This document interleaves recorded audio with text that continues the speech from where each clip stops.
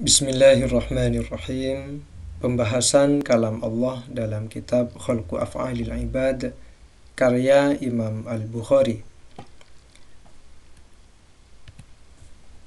Pada halaman 47 disebutkan inna af'alal ibadi makhluqatun.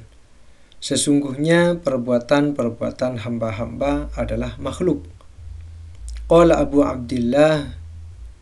Abdillah yaitu Imam Al-Bukhari berkata, harokatuhum adapun gerakan-gerakan hamba-hamba, wa aswatuhum dan suara-suara mereka, waktisabuhum dan pekerjaan mereka, wa kitabatuhum dan tulisan mereka, makhlukotun adalah makhluk.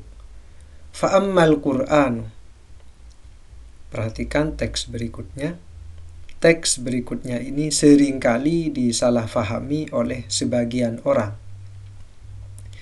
Fa'ammal Qur'anu, maka adapun Al-Qur'an, al-matluwu yang dibaca, al-mubayyanu yang dijelaskan, al-muthabbatu fil mushafi yang ditetapkan di dalam mushaf, al-masturu yang dicatat, al-maktubu yang ditulis, al-mu'afil qulubi yang dijaga atau dihafal di dalam beberapa hati. Fahuwa, maka ia Al-Quran, fahuwa, maka ia Al-Quran, kalamullah laisa bikhalqin, adalah kalam Allah, bukanlah makhluk. Sebagian orang salah faham sehingga meyakini bahwa bacaan, tulisan, dan hafalan terhadap Al-Quran adalah Al-Quran. Jadi menganggap bahwa bacaan orang yang membaca Al-Quran adalah Al-Quran. Tulisan orang yang menulis Al-Quran di kertas dianggap Al-Quran. Hafalan orang yang menghafal Al-Quran, hafalannya dianggap atau diyakini sebagai Al-Quran. Padahal tidak begitu yang dimaksud oleh Imam Al-Bukhari. Adapun Al-Quran tersebut adalah kalam Allah, bukanlah makhluk. Supaya lebih mudah, saya akan perjelas. Al-Quran dibaca di mulut, Al-Quran ditulis di kertas, Al-Quran dihafal di hati. Apakah Al-Quran di mulut? Tidak. Apakah Al-Quran di kertas? Tidak. Apakah Al-Quran di hati, di dalam dada? Tidak.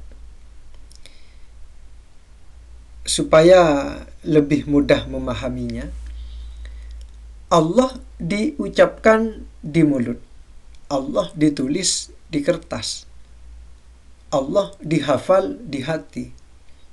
Apakah Allah ada di mulut saya? Kan tidak. Apakah Allah ada di kertas? Apakah Allah ada di dalam dada? Tidak. Yang ada di mulut adalah ucapan atau bacaan. Yang ada di kertas adalah tulisan. Yang ada di dalam dada adalah hafalan. Jadi orang yang salah faham itu tidak dapat membedakan antara tulisan dengan yang ditulis. Saya akan perjelas lebih dalam lagi. Saya menulis Al-Quran di kertas. Apa yang ditulis? Al-Quran. Apakah Al-Quran di kertas? Tidak. Lalu apa yang di kertas? Yang di kertas adalah tulisan. Kalau masih bingung, saya akan perjelas lagi. Contoh ini ya, supaya dapat membedakan antara yang ditulis dengan tulisan, supaya lebih mudah memahaminya. Saya akan menggunakan kata lukisan. Saya melukis gunung di kertas. Apa yang dilukis? Yang dilukis gunung. Apakah gunungnya ada di kertas? Tidak. Lalu apa yang ada di kertas? Yang ada di kertas adalah lukisan. Jadi beda lukisan dengan yang dilukis. Itu dua hal yang lain. Lukisannya ada di kertas, tapi yang dilukis tidak di kertas. Faham perbedaannya ya? Jadi seperti itu.